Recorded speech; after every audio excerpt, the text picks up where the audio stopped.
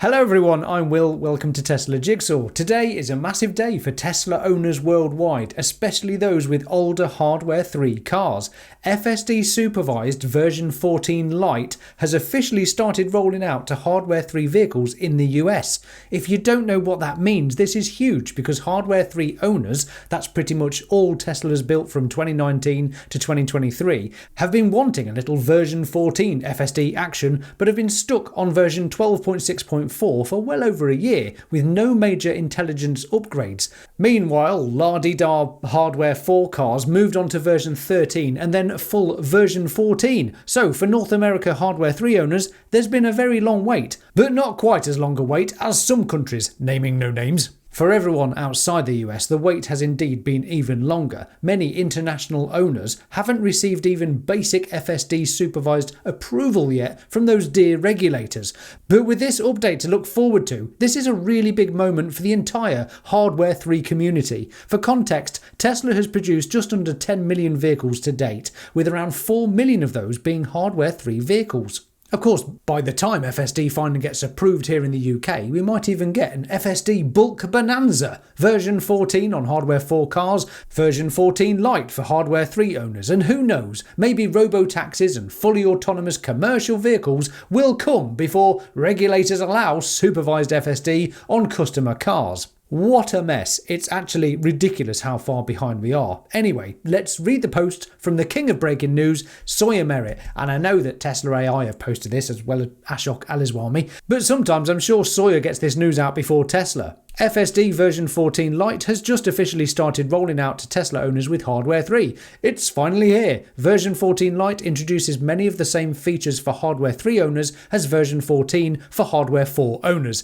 including speed limit profiles, start self-driving from park, arrival options and much more. And here's the official release notes that Tesla shared. I'll read them, then explain each part in simple terms. Alright, let's break this down so it actually makes sense. First, they've distilled the intelligence from Hardware 4 version 14 to Hardware 3. This allows Hardware 3 to directly learn how to handle scenarios using Hardware 4 version 14 as a guide. This process unlocks the improvements that have been made to Hardware 4, including reinforcement learning and offline models for Hardware 3. In plain English, they're teaching everything the newer, more powerful cars learned and teaching it to the older computers in a smarter, lighter way. So Hardware 3 gets a big boost without needing new hardware, cameras or computers, etc. Next, improved both proactive and reactive responsiveness across navigation handling, merges and forks, pedestrian interactions, traffic lights and vehicle cut-in scenarios. Proactive means the car anticipates problems ahead of time. Reactive means it reacts quickly and safely when something sudden happens. You should see much more natural, confident driving. Improved general comfort in nominal scenarios through fewer false slowdowns, smoother steering and more consistent lane centering. Nominal just means normal driving, not sure why they can't just say that, so expect less random phantom braking, gentler turns and the car staying nicely centred in its lane. Much more comfortable for both passenger and driver. Introduced parking, unparking and reversing capabilities. The car can now handle backing out of spaces, pulling into them and reversing manoeuvres all under FSD control. Added arrival options for you to select where FSD should park, in a car park or on the street or in a driveway or just at the curbside. This is really convenient, of course. You just choose your car's preferences and the car will aim for that type of spot when you arrive. And finally, speed profiles are now available at all times to further customize driving style preferences. You'll now get 5 different modes, that's sloth, chill, standard, hurry and Mad Max. However, Mad Max might not be available everywhere. Australia and New Zealand only got 3 modes when they received version 14 recently, so it's likely Europe and the UK will miss out on Mad Max as well. America gets all the fun. Another interesting comment that Sawyer shared was this. Think about this, the 7+ year old Teslas with AI3 that are now getting FSD version 14 Lite have a more capable self-driving system than any brand new non-Tesla car currently sold in North America. Pretty wild. It really is, isn't it? No other car company has demonstrated this level of long-term software commitment, turning 7-year-old vehicles into cutting-edge autonomy machines via over-the-air updates, while the rest of the industry sells cars that become outdated the moment they are sold.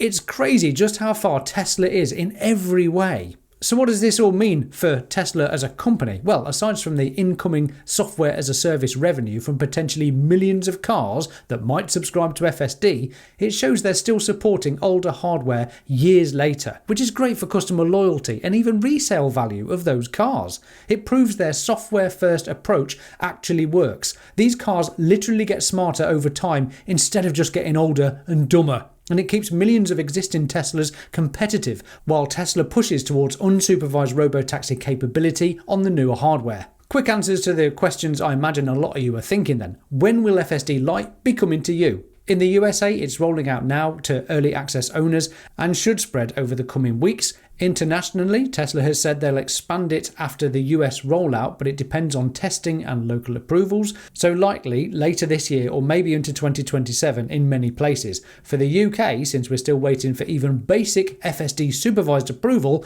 version 14 Lite will probably land here last. Don't get your hopes up for a quick global rollout, I guess.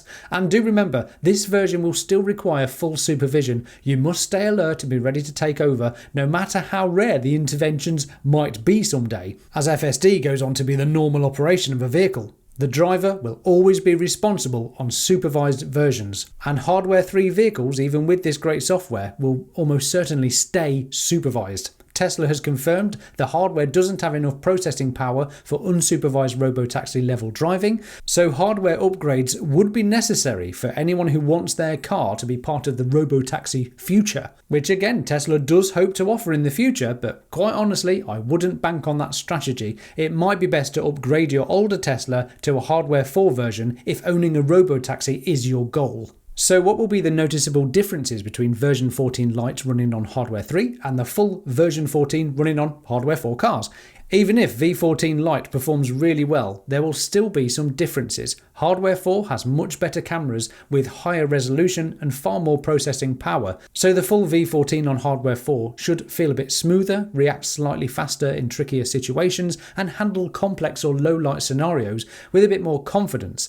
That said, Tesla has compressed and distilled the intelligence from the full version so Hardware 3 can still run it effectively. Expect V14 Lite to work very smoothly 99% of the time on normal drives. The everyday stuff like lane keeping, turns and basic traffic should feel very close between the two. The differences will mostly show up in those rare edge cases like really heavy rain or unusual intersections or very crowded pedestrian areas. Overall though, Hardware 3 owners are finally getting a massive upgrade, but Hardware 4 will likely keep a small but noticeable edge in refinement.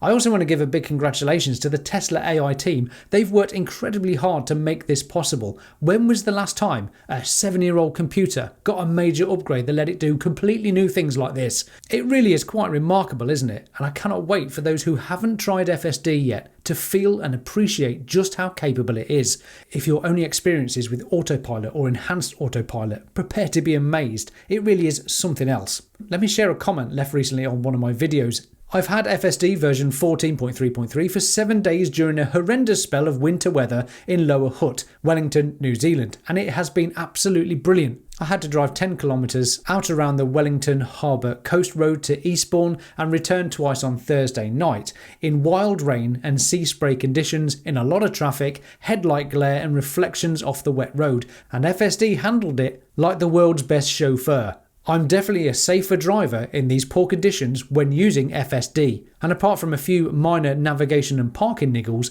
FSD is easily a better driver than I am. I got a shock when I first drove my new car 5 weeks ago before FSD arrived, where it beeped me every motorway trip for drifting across the lane, and it appears my wife's criticisms have been correct for all these years. Oh dear.